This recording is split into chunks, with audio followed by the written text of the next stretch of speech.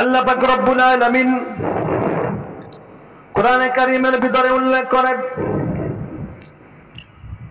ওয়ারকাউ মা'আর রাকিঈন, এই আমার গোলামেরা, হে আমার বান্দারা, তোমরা নামাজ পড়ো বা তোমরা রুকু করো ওই সমস্ত মানুষের মতো যারা নাকি তোমাদের পূর্বে রুকু করেছে, সালাত আদায় করেছে, নামাজ পড়েছে, তাদের মতোই তোমরা নামাজ আদায় করো।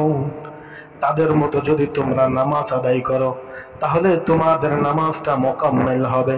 ওয়ারকাউ মা'আর রাকিঈন আও ওয়াসজুদু মা'আস সাজিদিন, তোমরা যদি সিজদা করতে চাও তাহলে যারা সিজদা করনেওয়ালা, যেই সিজদা করনেওয়ালাদের সিজদা আমি আল্লাহ পাক রব্বুল আলামিনের কাছে অনেক দামি, আমি আল্লাহ পাক রব্বুল আলামিনের কাছে অতি প্রিয়, তাদের মতো তোমরা রুকু এবং সিজদা করো।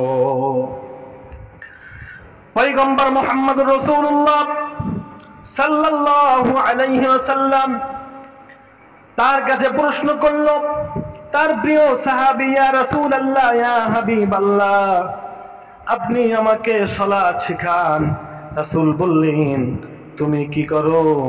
আমি যেমন পড়ি সল্লু কামা রাআইতুমুনি ইউসাল্লু আও কামা ক্বালা আলাইহি সালাতু ওয়াসসালাম। রাসূল বললেন, আমার প্রিয় সাহাবী, তুমি নামাজকে এমন ভাবে পড়ো যেমনটা নাকি আমি রাসূল পড়তেছি, তুমি দেখতে থাকো, শিখতে থাকো। আবাগত একজন লোক, একজন সাহাবী রাসূলকে বললেন, ইয়া রাসূলুল্লাহ, ইয়া হাবিবাল্লাহ, আপনি আমাকে সালাত শিখায়া দেন।